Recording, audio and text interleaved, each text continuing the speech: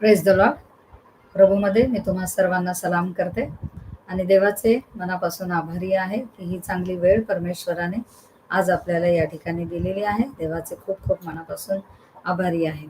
आज आपण विषय घेऊन आलेलो आहोत, नियमशास्त्राने जे मिळाले नाही ते कृपेने प्राप्त झाले. नियमशास्त्राने जे मिळाले नाही ते कृपेने आपल्याला प्राप्त झालेले आहे. या अनुषंगामध्ये, या टायटलमध्ये 2 करार, आजचा आपला टॉपिक आहे 2 करार. आपण बघणार आहे 2 करार. एक आहे जुना करार आणि एक आहे नवीन करार. आता तुम्हाला वाटेल की शास्त्रामध्ये लिहिलेलंच आहे ते की जुना करार आणि नवीन करार, परंतु जुना करार आणि नवीन करार याची स्थापना नेमकी कुठे झाली, याची सुरुवात नेमकी कुठे झाली, त्यानंतर मग याचा परिणाम कुठे आला आणि मग कोणता करार पुढे गेला आणि कोणता करार थांबला, हे सगळं काही इत्थंभूत आजच्या सेशनमध्ये आज आपण या ठिकाणी अभ्यासणार आहोत. आणि अत्यंत आत्मिक असा आजचा आपला अभ्यास आहे. अत्यंत मार्मिकतेने भरलेला अभ्यास आहे आणि फार थोडक्या अनुषंगाने याचे बद्दल संदेश आपल्याला ऐकायला मिळतो. असा एकदम विरळ असलेला संदेश आज आपण या ठिकाणी ऐकणार आहे आणि देवपिताने मला हा विषय खूप उत्तमरित्या दिलेला आहे, तो पूर्णपणे मांडण्याचे मी तुमच्या समोर प्रयत्न करत आहे. तर देवपिताचे मी आभार मानते, प्रभू परमेश्वराची मी स्तुती करते आणि आजच्या आपल्या विषयाकडे आपण सुरुवात करणार आहोत. आता सुरुवातीला आपण वचन वाचून घेणार आहोत आणि ते आहे गलती याचा 4था अध्याय आणि 22व्या वचनापासून तर आजची वचन आपली 31 वचनापर्यंत आहे. परंतु आजच्या टॉपिकला जी आवश्यक आहे ती मी या ठिकाणी वाचन करणार आहे. आपण शास्त्र उघडून आपल्या शास्त्रामध्ये बोट ठेवून त्यावर माझ्यासोबत अभ्यास करा. लिहिलेलं आहे तर गलती 4 आणि 22 मध्ये, कारण शास्त्रात असे लिहिले आहे की अब्रामाला 2 मुलगे होते. लिहिलं आहे शास्त्रामध्ये, उत्पत्तीच्या ग्रंथामध्ये त्या ठिकाणी लिहिलेलं आहे की अब्रामाला 2 मुलगे होते आणि आपल्यालाही माहित आहे की अब्रामाला 2 मुलगे होते. ठीक आहे, एक दासीपासून, एक मुलगा त्याला दासीपासून होता आणि दुसरा स्वतंत्र स्त्रीपासून होता. अब्राहमाला 2 मुलगे होते, पण 2 वेगवेगळ्या स्त्रियांकडून होते. अब्राहमाला स्वतःचे 2 मुलगे होते, मात्र 2 वेगवेगळ्या स्त्रियांकडून होते. एक दासी म्हणजे हागारेपासून आणि एक स्वतंत्र स्त्री म्हणजे सारापासून. दासीचा पुत्र हा गुलामगिरीचं प्रतीक आहे. सारेपासून झालेला पुत्र ही अभिवचनाची संतती आहे.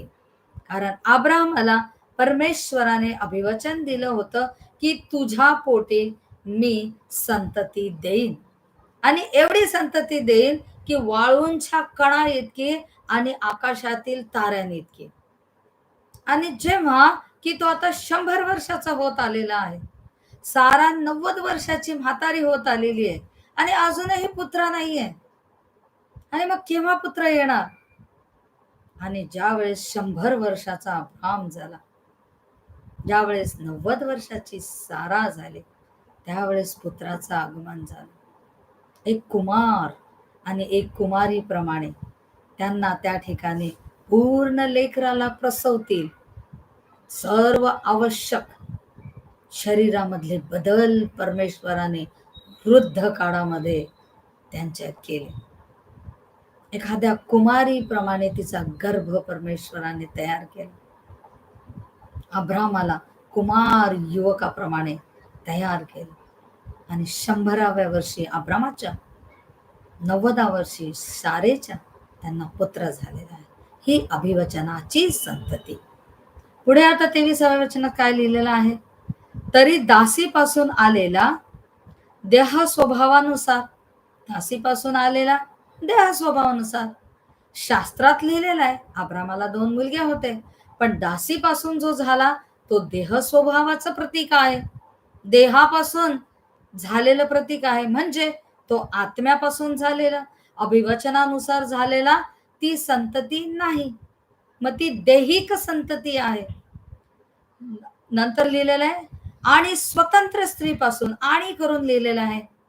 एकाच वचनामध्ये दोन स्त्रियांचा उल्लेख आणि करून घातलेला आहे.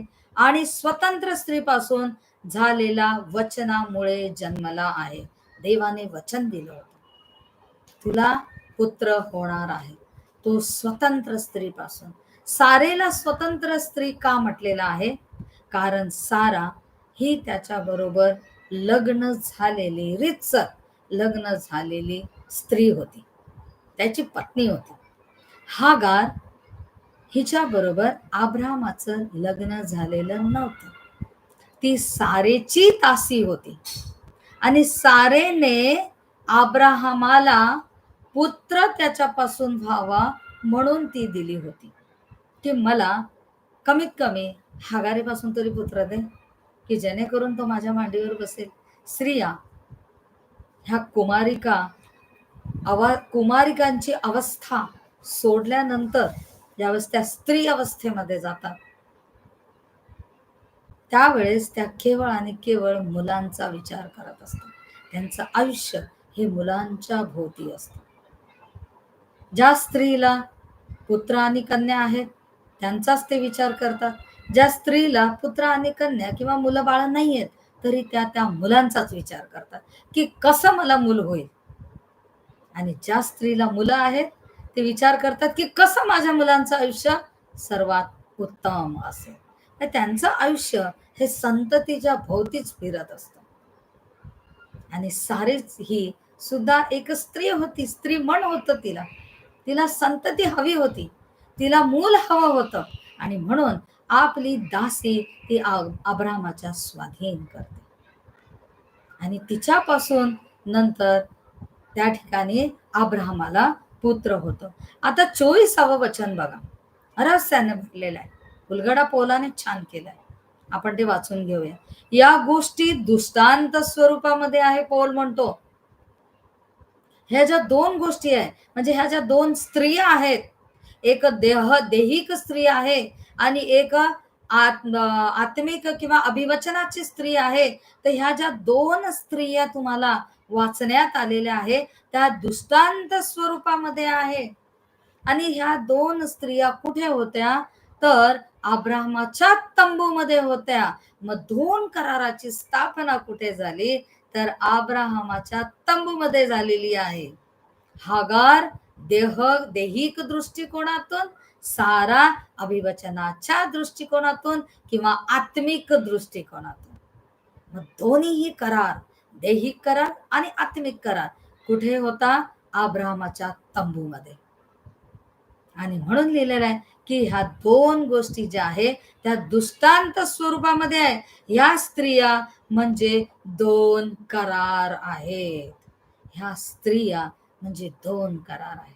बघा, अब्राहमाचा तंबू ज्यावेळेस तिथे होता, उत्पत्तीमध्ये अगदी सुरुवातीलाच आहे ना अब्राम, आणि त्यावेळेस आपल्याला बघायला मिळतं की दोन करार त्या ठिकाणी निर्माण झालेले. जेव्हा की प्रभू येशू ख्रिस्ताचा जन्म झाला तिथून आपण नवीन करार म्हणतो. तिथून तो पुढे नवीन करार, ख्रिस्त, मग प्रेषितांचं कामगिरी आणि मग त्यांची पत्र आणि मग आता विश्वासणारे. हा प्रवास इथून आपण म्हणतो की हा नवा करार आहे. आणि त्याआधी मलाखी, तिथून तो उलट मागे उत्पत्तीपर्यंत हा जुना करार आहे. पण शास्त्र आपल्याला रहस्याचा उलगडा करते. अब्राहमाच्या तंबूमध्येच दोन करार होते. एक होता हागार, जो देहिक स्वरूपाचा करार, जुना करार, आणि एक होती सारा, जी आत्मिक स्वरूपामध्ये नवीन करार, अभिवचनाची संतती. इस्रायली लोक जे आहे ते देहिक स्वभावानुसार आहेत. ते देहिक दृष्टिकोनातून परमेश्वरासमोर स्वतःला समर्पित करतात, स्वतःला पुढे आणतात. आणि विश्वासणारे जे आहे ते आत्मिक स्वरूपामध्ये परमेश्वरासमोर येतात. म्हणजे इस्रायली लोक आणि विश्वासणारे दोन त्या ठिकाणी भाग आपल्याला बघायला मिळतात. तर या ठिकाणी लिहिलेलं आहे की ते दोन करार आहेत. मग आता पहिला करार कुठे स्थापन झाला? लिहिलेला आहे, एक तर सिनाय पर्वतावरून केला. सिनाय पर्वतावर काय घडलं होतं? मिसर देश सोडला, राणावनातून प्रवास चाललेला आहे. 3 महिने प्रवास झाला. परमेश्वर मोशेला म्हणतो, आता माझ्याकडे वर येतो शुद्ध आणि पवित्र होऊन, आणि लोकांनाही सांग शुद्ध आणि पवित्र व्हायला. मी त्यांना भेटायला येणार आहे पर्वतावर, आणि तू माझ्या बरोबर ये. आणि मोशे त्या ठिकाणी जातो, आणि त्या ठिकाणी त्या जो करार आहे त्या कराराची स्थापना तिथे झालेली आहे. कोणता करार? तर दैहिक कराराची स्थापना त्या ठिकाणी सिनाय पर्वतावर झालेली आहे.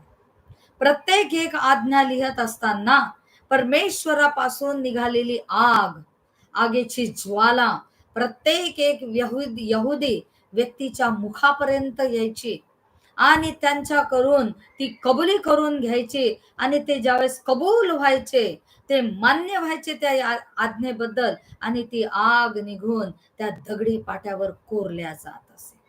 म्हणजे कबुलीच्या द्वारे कोरल्या गेलेल्या ह्या 10 आज्ञा आणि नियम आहे, आणि नियमशास्त्र आहे. तो त्या ठिकाणी करार इस्रायली लोकांबरोबर परमेश्वराने केलेला आहे. तो करार कोणता होता? सिनाय पर्वतावर केलेला करार तो गुलामगिरीसाठी होता. तो गुलामगिरीचा करार. कारण नियमशास्त्र ज्यावेळेस आपण वाचतो तर आपल्या लक्षात येतं की नियमशास्त्र सातत्याने आपल्याला करा, द्या, घ्या, द्या, द्या, करा, नाही केलं तर दंड, शाप आणि दंड त्या ठिकाणी मनुष्याला मिळत असे. म्हणजे एक प्रकारे ती गुलामगिरी होती. कारण इस्रायली लोक मोशेला, अहरोनाला भंडावून सोडत होते की आम्हाला दिसते फिरते देव दे, आम्हाला हे दे, आम्हाला ते दे. जेव्हा की परमेश्वर त्यांना चालवत होता ते त्यांना नको होतं, आणि त्यामुळे परमेश्वराने त्यांना त्या ठिकाणी नियमशास्त्र दिलेलं आपल्याला बघायला मिळतं. त्यांच्या हट्टामुळे, त्यांच्या आग्रहामुळे नियमशास्त्र इस्रायली लोकांना दिलं. अत्यंत कठीण असं ते नियमशास्त्र. नियमशास्त्र पवित्र होतं, पवित्र आहे आणि पवित्र असणार आहे, परंतु कोणताही व्यक्ती ते नियमशास्त्र पूर्ण करूच शकत नव्हता. त्यामुळे त्याच्यावर दंड येत होता, त्याच्यावर शाप येत होता, आणि त्यामुळे परमेश्वराची समागमता हळूहळू लोक घालवून चालले होते. तो गुलामगिरीचा करार आहे. हगार कोण होती? गुलाम. सारेची दासी ती होती, ती गुलाम. तो गुलामगिरीपासून निर्माण झालेली संतती इश्माईल, गुलामगिरीची संतान. आणि या ठिकाणी जो करार करण्यात आले सिनार पर्वतावर तो आहे गुलामगिरीचा. मुलांना जन्म देणारा करार म्हणजे हगार. मुलांना गुलामगिरीत जन्माला घालणारा करार म्हणजे हगार आहे. प्रियांनो, पुढे आपल्याला आहे 28व्या वचनामध्ये आपण बघूया, बंधुजन हो इसहाकाप्रमाणे, बंधुजन हो इसहाकाप्रमाणे तुम्ही अभिवचनाची संतती आहात. म्हणजे एकदम लिगली, ऑफिशियली लग्न झालेले पती आणि पत्नी त्यांच्यापासून निर्माण झालेली संतती म्हणजे इसहाक. ऑफिशियली ते विवाहबद्ध झाले होते, अब्राम आणि सारा. त्यांच्यापासून अभिवचन देवाने दिलेली आणि अभिवचनाची पूर्तता झालेली जी संतती आहे ती म्हणजे इसहाक. अभिवचनाची संतती. देवाने शब्द दिला, देवाने शब्द पालन केला, इसहाकाच्या द्वारे ती संतती म्हणजे अभिवचनाची संतती. आणि ते आपण आहोत. आपण अभिवचनाची संतती आहोत. कारण देवाने प्रथम आपल्यावर प्रेम केलं, आपल्यावर कृपा केली, आपल्यावर अनुग्रह केला. ख्रिस्ताला ह्या जगामध्ये वधस्तंभावर देहामध्ये पूर्ण यातना त्याच्यावर लादल्या, त्याच्या शरीरावर, त्याच्या खांद्यावर लादल्या, आणि त्याद्वारे आपल्याला परमेश्वराने सैतानाच्या राज्यातून, गुलामगिरीच्या राज्यातून जिंकून घेतलेलं आहे, काढून घेतलेलं आहे. आणि जे अभिवचन परमेश्वराने दिलं होतं ते अभिवचन त्याने आपल्याद्वारे पूर्ण केलेलं आहे. आपण अभिवचनाची संतती असे आहोत. 29 वचन काय म्हणतं? परंतु त्यावेळेस देह स्वभावानुसार जन्मलेल्या मुलाने आत्म्यानुसार जन्मलेल्या मुलाचा छळ केला. जो देहाने गुलामगिरीत जन्मलेला मुलगा आहे, जे हागार आणि इस्माईल, तर ह्या दोघांनी सारा आणि इसाहाक यांचा छळ केलेला आहे. इथं लिहिलेलं आहे, देह स्वभावानुसार जन्मलेल्या मुलाने आत्म्यानुसार जन्मलेल्या मुलाचा छळ केला, तसा आताही होत आहे. आताही होत आहे. कारण यहुदी लोक अजूनही विश्वासणाऱ्यांना आपले लोक मानत नाहीयेत. कारण यहुदी रूढी, रीती रिवाज आणि परंपरेने विखळलेले, नियमशास्त्राला बिलगलेले आणि जखडलेले लोक आहेत. आणि विश्वासणारे हे कृपेच्या अधीन आहेत. त्यांच्यावर कृपा आहे आणि कृपेमुळे प्रत्येक विश्वासणाऱ्यांचे पाप हे धुतल्या गेलेले आहे. विश्वासणाऱ्यांवर दंडाज्ञा नाहीये. त्यांचे ऋणपत्र रद्द आणि खोडून टाकण्यात आलेले आहे. त्या वधस्तंभावर ज्यावेळेस प्रभू येशू ख्रिस्त होता, त्यावेळेस प्रत्येक एक विश्वासणाऱ्यासाठी, जगातील प्रत्येक एक यहुदी आणि यहुदीतर लोकांसाठी तो त्या ठिकाणी मरण पावला आणि प्रत्येकाचे पाप त्याने खोडून टाकले आणि रद्द करून टाकले. आणि त्या बदल्यामध्ये त्याने अभिवचनची पूर्णता केली. आपल्याला देवाचे पुत्र आणि कन्या केलेला आहे. अभिवचनाची आपण संतती आहोत. आपण वारसदार आहोत. कारण पुत्र आणि कन्या ह्याच वारस होऊ शकतात. गुलाम कधीच वारस होऊ शकत नाही. गुलाम हे गुलामच असतात. वारस हे वतनदार असतात. त्यांना वतन प्राप्त होते आणि ते वतन स्वर्गीय वतन विश्वासणाऱ्यांना ख्रिस्ताच्या द्वारे देवाने प्राप्त करून दिलेला आहे. आता प्रभू येशू ख्रिस्त ज्या वेळेस या जगामध्ये होता, तर त्याचा छळ हा यहुदी लोकांनी केलेला आहे. आता यहुदी म्हणजे यहुदी राष्ट्राने केलेलं नाहीये, तर मुठभर लोक होते. केवळ मुठभर लोक, जसे की याजक, शास्त्री, परुषी आणि सदुकी, हे लोक छळ करत होते. कारण का, तर त्यांची सत्ता त्यांना वाटत होतं धोक्यामध्ये आलेली आहे. त्यामुळे ते प्रभू येशू ख्रिस्ताचा छळ करत होते.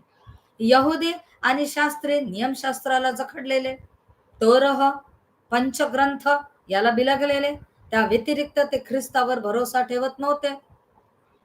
त्यानंतर परुषी म्हणायचे की न्याय नाहीये जगाचा, त्यामुळे ते बेफान झालेले चुकीचं शिक्षण लोकांना देत होते. तेही प्रभू येशू ख्रिस्ताचा विरोध करत होते.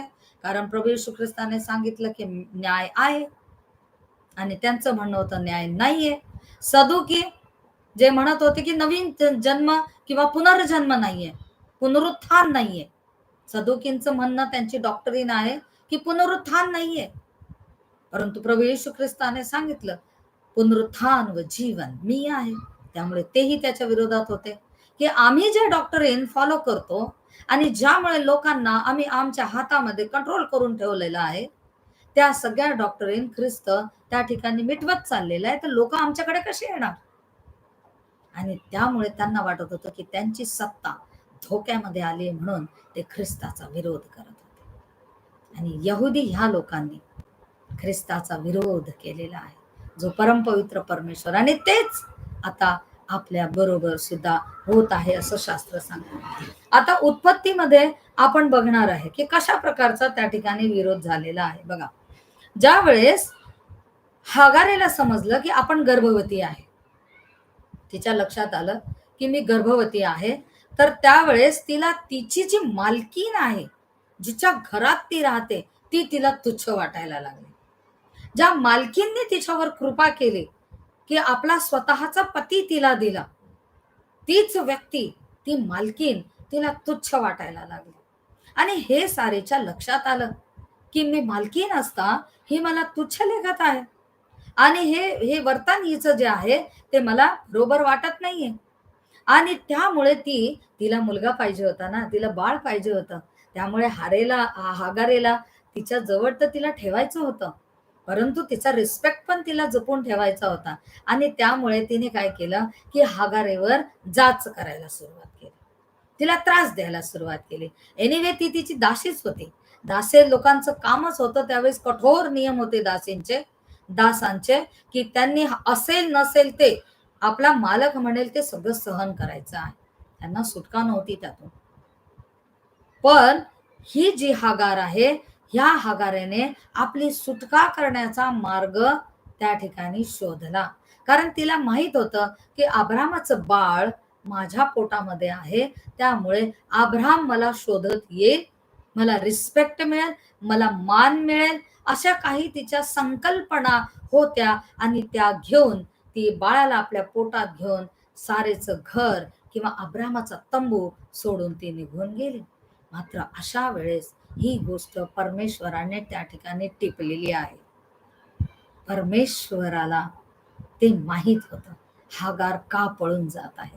आणि इथे लिहिलेलं आहे, आपण काढूया उत्पत्ती याचा 16वा अध्याय आणि 7व्या वचनामध्ये लिहिलेलं आहे की रानात शूरच्या वाटेवर एक झरा लागतो. एक शूरच्या वाटेवर झरा आहे. त्या झराच्या जवळ, त्या झऱ्याजवळ परमेश्वराच्या दूताला हागार त्या ठिकाणी सापडली, आढळली आणि दिसली. परमेश्वराच्या दूताला ती दिसलेली आहे. हागार पळून गेलेली आहे, जाच नकोय तिला, बाळ घेऊन निघून गेली. हे देवाने टिपलेलं आहे की बाळ घेऊन निघाली. बाळ तर अब्रामाचं आहे, असं कसं घेऊन जाणार? अजून ती वेळ आलेली नाहीये.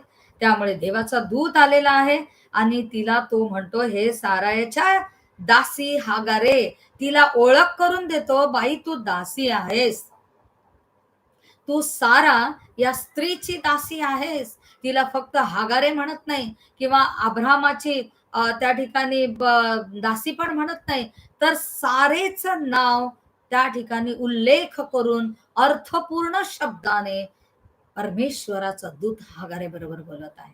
तो म्हणतो सारायाच्या दासी. त्यावेळेस सारेचं नाव साराचं नाव साराय होतं. आणि कारण तिला इसाक झाला नव्हता, नंतर तिचं नाव सारा झालं. आणि तिला लिहिले सारायच्या दासी हागारे, तू आलीस कुठून, जातेस कुठून, कुठून आली तू, जाते कुठून? अगं तू दासी आहेस, तुला कुठले मार्ग, तुला कुठला शेवट आणि तुला कुठला अंत किंवा तुला कुठली सुरुवात, कुठून आलीस आणि कुठे जातेस? लिहिले, ती म्हणाली माझी धनीन साराय हिच्यापासून मी पळून जात आहे. माझी धनीन साराय हिच्यापासून मी पळून जात आहे. ती आता मला जाच करायला लागलेली आहे. परमेश्वराचा दूत तिला म्हणाला, तू आपल्या धनिनीकडे परत जा. मला माहित आहे तुला जाच होत आहे, तुला त्रास होत आहे, परंतु तुला तुझ्या मालकिनीचा जाच सहन करणं आवश्यक आहे. परत आपल्या मालकिनीकडे त्या ठिकाणी तू जा आणि तिच्या हाताखाली शोषित राहा. तुझ्या पोटामध्ये अब्रामाची संतान आहे, यामुळे तू श्रेष्ठ झाली किंवा तुला एखादा दर्जा मिळाला असं मुळीच होत नाही. तर ती मालकीन आहे, तू दासी आहेस, तू तिच्या हाताखाली शोषित राहा. ती त्या ठिकाणाहून निघून जाते. देवाचा दूत तिला परत अब्रामाच्या तंबूमध्ये त्या ठिकाणी घेऊन येतो. आणि बघा एका ठिकाणी आपल्याला आश्चर्य होईल असं सुद्धा वाचायला मिळतं, आणि ते आहे उत्पत्ती 22वा अध्याय आणि 2रं वचन. बघा या ठिकाणी काय लिहिलेलं आहे, देव म्हणाला तुझा पुत्र, अब्रामाला म्हणतोय, देव अब्रामाशी बोलत आहे. देव म्हणाला तुझा पुत्र, तुझा एकुलता एक प्रिय पुत्र. म्हणजे इतकं त्याला विश्लेषण करून वैशिष्ट्याने भरलेले शब्द विशेषण वापरून एक्सप्लेन व्यवस्थित करून परमेश्वर त्याला बरोबर इसाहाकाकडे फक्त निर्देशित करत आहे. कारण ह्या वेळेस अब्रामाला 2 मुलगे होते, परंतु तरी देखील परमेश्वर काय म्हणत आहे, तुझा पुत्र. तुझे पुत्र नाही म्हणत आहे, तुझे पुत्र म्हणजे 2 मुलगे झाले, तुझा पुत्र म्हणजे एकच मुलगा. मग परमेश्वराच्या लेखी एकच मुलगा ग्राह्य होता, म्हणून तो म्हणतो तुझा पुत्र, तुझा एकुलता एक पुत्र. आता या ठिकाणी तर अब्रामाला 2 मुलगे आहेत ना, परंतु परमेश्वर म्हणतो तुझा एकुलता एक पुत्र, म्हणजे तुझ्या स्त्रीपासून झालेला जो मुलगा आहे तो तुला एक आहे, तो तुझा एकुलता एक आहे, तो तुला प्रिय आहे. त्याचं नाव पुढे लिहिलेला इसहाक, त्याचं नाव पण देतो. म्हणजे अब्रामाने कोणती चूक करू नये, मोठ्या मुलाला इस्माईलला त्या ठिकाणी घेऊन जाऊ नये, म्हणून एवढं सुंदर परमेश्वर एक्सप्लेन करतो. कारण इसहाक ही अभिवचनाची संतती आहे. वचनाच्या द्वारे प्राप्त झालेली संतती आहे. तिचं अर्पण करण्यासाठी तू मोरिया पर्वतावर जा, त्या इसाहकाला घेऊन, असं स्पष्ट परमेश्वर बोलतो. म्हणजे दासी जे पुत्र आहेत त्यांचंही परमेश्वर राष्ट्र करतो, त्यांचीही मोठी विख्यात आणि प्रख्यात संतती करतो, परंतु परमेश्वराच्या लेखी अभिवचनाची संतती जी आहे ती श्रेष्ठ संतती आहे, हे आपल्याला लक्षात येतं.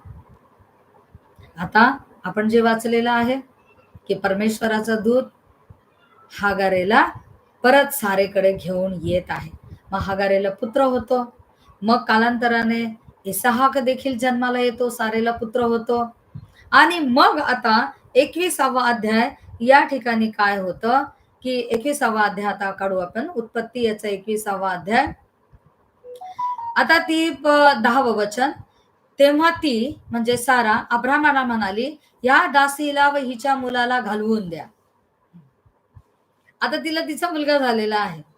अभिवचनाची संतती आता अब्रामाच्या तंबूमध्ये जन्माला आलेली आहे, जी वचनदत्त आहे, जिला वतन मिळणार आहे, जी वतनाची हक्कदार आहे, है ना.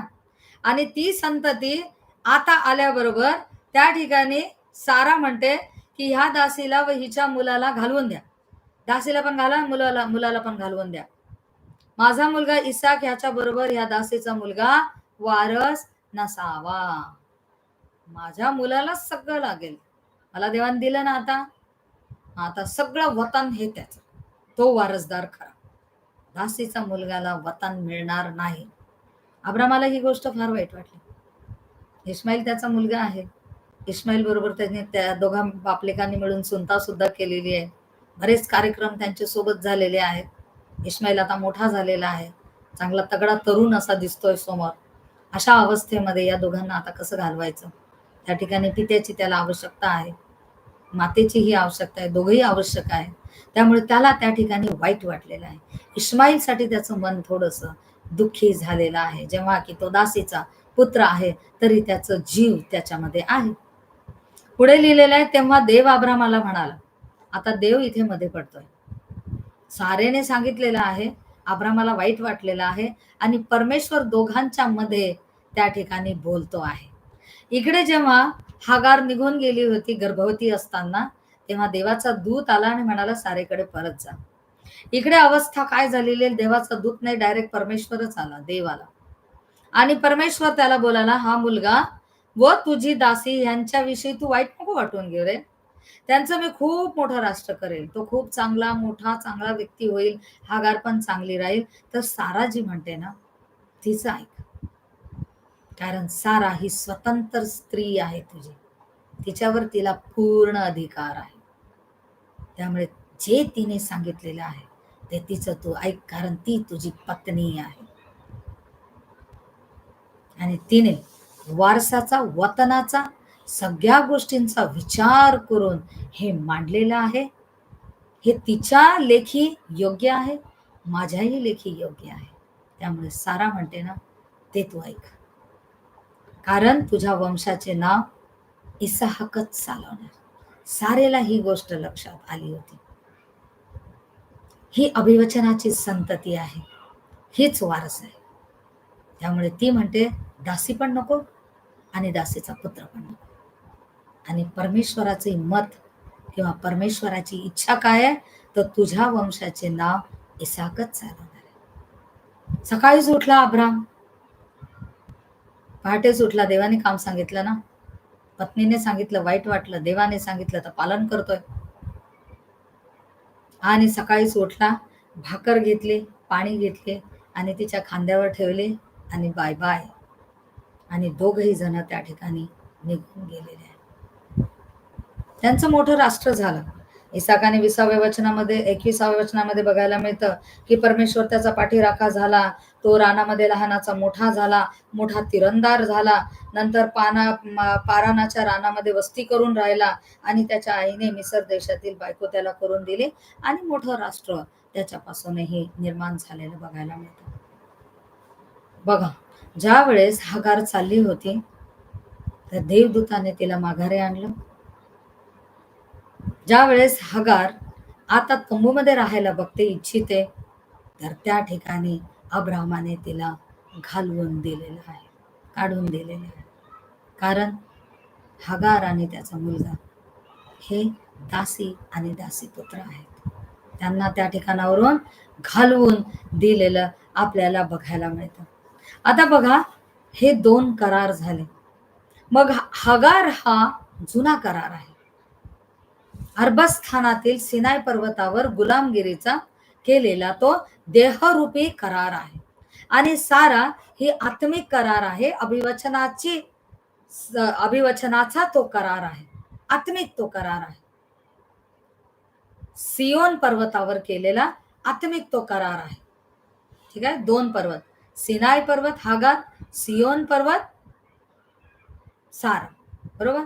तर ज्या वेळेस नवीन करार उद्भवतो, त्यावेळेस जुना करार हा जीर्ण होतो आणि नाहीसा होतो. तसंच झालेलं आहे की ज्या वेळेस नियमशास्त्र या जगामध्ये होतं, परंतु प्रभू येशू ख्रिस्त आला आणि तो म्हणाला की हे माझ्या नवीन कराराचं रक्त आहे. तर त्यावेळेस हा जो जुना करार आहे, हा जुना झाला आणि हा जीर्ण झाला आणि हा नाहीसा होत गेला. कारण वधस्तंभावर प्रभू येशू ख्रिस्ताने नियमशास्त्राची पूर्णता केली आणि तो वधस्तंभावर यातनेमध्ये असताना म्हणाला की पूर्ण झाले आहे. कारण कोणताही मनुष्य नियमशास्त्र पूर्ण करू शकत नाही, ते त्याने वधस्तंभावर पूर्ण केलं आणि म्हणाला पूर्ण झालंय. मग नियमशास्त्र पूर्ण झालेलं आहे, म्हणजे ते आता आपल्यापासून दूर झालेला आहे आणि आपल्यापासून आपल्या जवळ आता जो आलेला आहे तो नवीन करार आहे. आणि नवीन करार हा मासमय रूपी हृदयाच्या पाट्यावर लिहिलेला आहे, जो कधीही रद्द होऊ शकत नाही, जो कधी खोडल्या जाऊ शकत नाही, जो कधी फुटल्या जाऊ शकत नाही, जो कधीही तुटल्या जाऊ शकत नाही. कारण दगडी पाट्या ह्या तुटल्या जाऊ शकतात, रद्द होऊ शकतात, खोडल्या जाऊ शकतात, परंतु ख्रिस्त जो खुद्द परमेश्वर तो स्वतः देह धारण करून या भूतलावर आला आणि त्याने नवीन कराराची स्थापना केली आणि आपलं शरीर आणि आपलं रक्त नवीन कराराचं दर्शक म्हणून त्याने जगाला दिलेलं आहे. आता जास्त समजण्यासाठी आपण बघणार आहोत इब्री लोकास पत्र याचा 7वा अध्याय. त्या ठिकाणी आणखी जास्त ह्या दोन्हीही गोष्टी आपल्याला समजते. इब्री लोकास पत्र आणि ह्याचा 7वा अध्याय आणि त्याच्या 18व्या वचनामध्ये बघा काय लिहिलेलं आहे. आपल्या शास्त्रामध्ये बोट ठेवून आपण वाचूया. पूर्वीची आज्ञा कमजोर, पूर्वीची आज्ञा कमजोर व निरुपयोगी झाल्यामुळे नियमशास्त्र पवित्र होतं, पवित्र आहे, पवित्र असणार, कारण तो देवाचा शब्द आहे. परंतु जसा परमेश्वर स्वतः देह धारण करून या जगात आला, तर त्या पाट्या कशा झालेल्या आहेत, कमजोर झालेल्या आहेत, निरुपयोगी झालेल्या आहे. कारण देव स्वतः कृपा घेऊन आला आणि त्यामुळे नियमशास्त्र त्या ठिकाणी निरुपयोगी आणि कमजोर झालं आणि त्यामुळे ते रद्द करण्यात आलेलं आहे. मग आता संपूर्ण जग नियमशास्त्राच्या अधीन नाही, तर आपण आता कृपेच्या अधीन आहोत. आपल्यावर आता कृपा झालेली आहे. नियमशास्त्रामध्ये जे डिमांड आहे देवाची, करा करा करा करा, नाही केलं तर दंड, शाप, त्याचं वेतन मरण आणि अंधकारमय तो खाडा, नरक, हेडिस, ज्याला नरकाला शब्द आहे हेडिस, न विझणाऱ्या अग्नीचं ठिकाण. हे सगळं देवाने आपल्यासाठी मिटवून टाकलं आणि ख्रिस्तामध्ये जीवन दिलं, अनंतकालिक जीवन, स्वर्ग हा आपल्याला वारस केलेला आहे. दुसरा एक रेफरन्स आपण बघणार आहे इब्री लोकास पत्र ह्याचा 8वा अध्याय आणि 13वं वचन. आपल्या शास्त्रामध्ये बोट ठेवून आपण वाचणार आहोत. त्याने नवा असे म्हटल्यावर प्रभू भोजन देताना मडीवरच्या खोलीमध्ये नवा असा शब्द त्याने वापरलेला आहे. हे नव्या कराराचे दर्शक हे नव्या कराराचे दर्शक, जुन्या कराराचं नाहीये. जुना करार डिमांड आहे, ते तुमच्याने झेपणार नाही, ते मी पूर्ण करतो, तुम्ही नवीन करार घ्या. हे नवा कराराचे दर्शक असं त्याने म्हटल्यावर पहिल्या कराराला जुना असे ठरवण्यात आले. नवीन वस्तू आल्यावर घरात असलेली आधीची वस्तू जशी जुनी होते, तसा नवीन कराराची स्थापना ख्रिस्ताने केल्यावर सिनाय पर्वतावरचा करार हा गुलामगिरीचा करार हा जुना ठरवण्यात आलेला आहे. आणि जे जुने व जीर्ण होत आहे ते नाहीसे होण्याच्या बेतात आलेले आहे. जे जुनं आहे, जे जीर्ण झालेले आहे, ते नाहीस होण्याच्या बेतात आलेले आहे. ख्रिस्ताने ते पूर्ण केलेले आहे. आणि पूर्ण करून देवाची करुणा आणि कृपा संपूर्ण मनुष्य जातीला दिली. पापांची क्षमा संपूर्ण मनुष्य जातीला दिली. शास्त्रात लिहिलेलं आहे, रोमक्रस पत्र 8 अध्याय 1 वचनामध्ये, तुमच्यावर कोणत्याही प्रकारची दंडाज्ञा येणार नाही. मी तुमचे पाप कधीही आठवणार नाही. सगळी दंडाज्ञा निघून गेली. नवीन करार आला. गुलामगिरीचा जो करार आहे तो जीर्ण आणि रद्द झाला. अभिवचनाचा आत्मिक जो करार आहे तो आता आपल्या पुढे ठेवण्यात आले. आता आपण आत्मिक कराराची, अभिवचनाची अशी संतती आहोत. ख्रिस्त परमेश्वराच्या उजव्या बाजूला बसलेला आहे. सर्व सत्ता, अधिकार आणि सामर्थ्य आपल्या हातामध्ये घेऊन त्याने आपल्याला तोच अधिकार दिलेला आहे, पित्याच्या उजव्या बाजूला बसण्याचा. इतकं महान रहस्य यामध्ये आपल्याला बघायला मिळतं. तर नवीन करार आणि जुना करार याची स्थापना युगापूर्वी होती. अब्रामाच्या तंबूमध्येच 2 करार होते. किंबहुना उत्पत्ती याच्या 3ऱ्या अध्यायामध्येच परमेश्वराने सांगितलं होतं की स्त्रीची संतती सैतानाचं डोकं ठेचेल. म्हणजे परमेश्वर स्वतः या जगामध्ये येईल आणि सगळं काही ठेचून काढेल आणि नवीन कराराची, कृपेची, अनुग्रहाची त्या ठिकाणी स्थापना करेल. आणि त्याने कृपेची स्थापना आपल्यासाठी केली. आपण नवीन कराराचे लोक आहे. देवाची मी स्तुती करते, देवाला धन्यवाद देते की उत्तम अशा वचनातून परमेश्वराने सांगण्यास, स्पष्ट करण्यास मला ही वेळ दिली आणि मला सहाय्य केलं, बुद्धी दिली, ज्ञान दिली, सगळ्या प्रकारचा अनुग्रह प्राप्त करून दिला. त्या परमपवित्र गौरवी परमेश्वराचे मी खूप खूप आभारी आहे. आणि वचन सांगून माझं मन अत्यानंदित झालेलं आहे. ख्रिस्ताचं गौरव करून माझं मन हर्षित झालेलं आहे. त्याला गौरवण्याची, त्याला उंच करण्याची, त्याची घोषणा करण्याची ही संधी देवबताने दिली, याबद्दल मी परमेश्वराचे मनापासून आभारी आहे. आणि माझं मन अत्यंत आनंदित आहे.